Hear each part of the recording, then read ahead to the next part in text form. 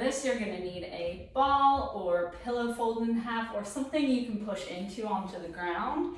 And then you're gonna get into hands and knees, wrists right underneath your shoulders, and knees right underneath your hips. Find that neutral spine. And then as you press into the ball and exhale, you're gonna lift your leg. So I only want you to lift your leg as far as you can, keeping your back nice and steady. So think about reaching towards the back wall.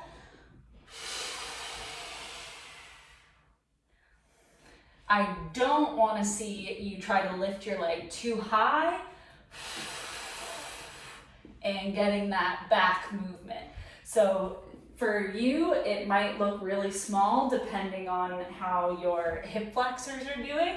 So it might really just be here.